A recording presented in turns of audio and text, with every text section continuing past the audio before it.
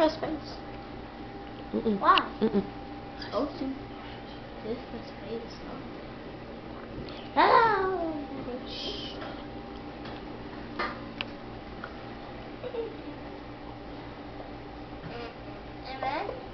Imagine sitting at your desk at work, waiting for the next member to come in, needing help balancing their checkbook, or just wanting to open a new account. The phone rings, and you're not surprised that the caller asks for you by name, because as a banker, that's what you're there for, to provide personal one-on-one customer service. What you're surprised to hear from the caller once you identify yourself is that he's informing you that the police department is in the process of issuing an arrest warrant for you because you didn't show up in court for a traffic violation. The officer is on his way to arrest you in front of your co-workers and customers. You're probably thinking this person should have seen this coming when they didn't pay a fine or show up in court.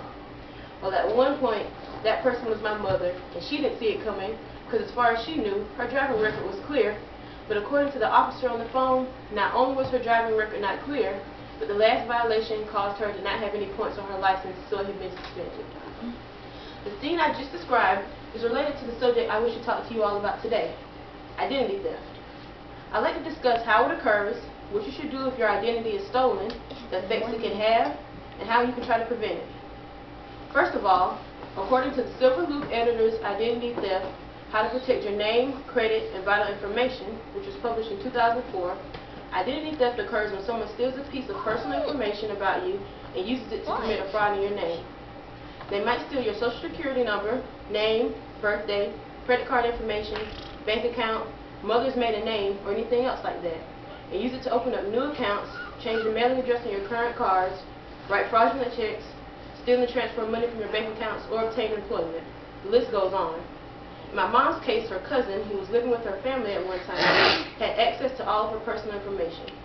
She thought nothing about it because her cousin was like a sister to her, but apparently her cousin liked to speed while driving, and whenever she was stopped by a police officer, she never had any identification on her.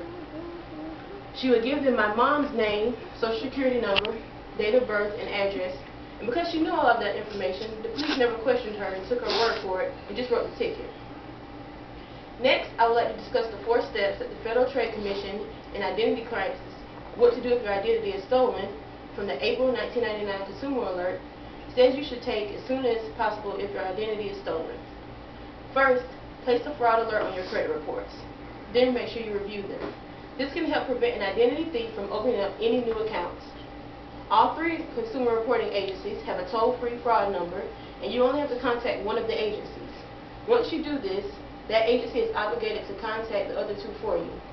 After you do this, you are eligible to order free copies of your reports. You should continue to check your reports a few times a year to make sure there is no suspicious activity. The second step will be to close all accounts that you know you didn't open, or any existing accounts you think may have been tampered with. Notify the companies of fraud and dispute any activity that you didn't initiate. Your third step is to file a report with your local police. This report may be helpful when you're trying to negotiate with your creditors. The fourth and final step is to file a complaint with the Federal Trade Commission. This can help law enforcement to track the thieves and hopefully stop them. This information can be used across the nation. It's too bad no one told my mom about these steps, because the only thing she knew to do was to go to the local magistrate's office where she filed a complaint. They were angry about the mistake because they felt like her cousin had made a fool of the officers.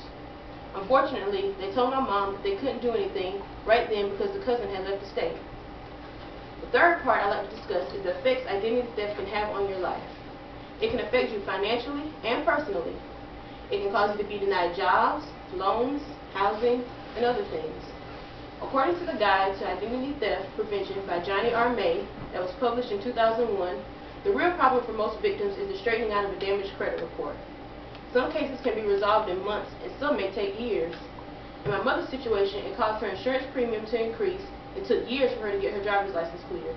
She was told she had 2 choices: spend thousands of dollars for a lawyer, or just wait out the process of getting a few points back over time.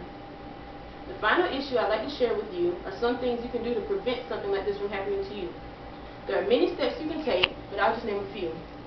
One is don't voluntarily give out your personal information, such as your social security number, credit card numbers, and keep that type of information in a safe place where not just anyone has access to them.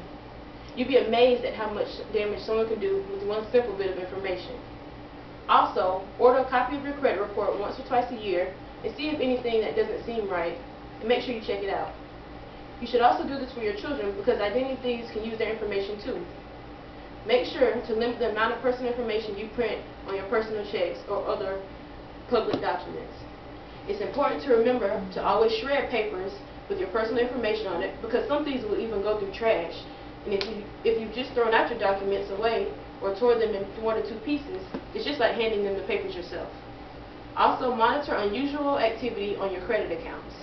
My mother noticed that her insurance premium kept increasing, but she thought the company was just increasing their rates overall. She never questioned it, or she might have known it was because of the speeding violations. I know that all of you probably know about identity theft, or probably know someone who has been a victim of it, but not everyone knows all the ways it can happen or what can be done about it. I know that by researching this topic, I realized there was more that could have been done in my mom's situation. I hope that by sharing the story with you and the information I found regarding how identity theft occurs, what you should do if you're a victim, and the effects crime can have on you, in some ways you can try to prevent it, it can help you to not be identity theft's next victim. Thank you.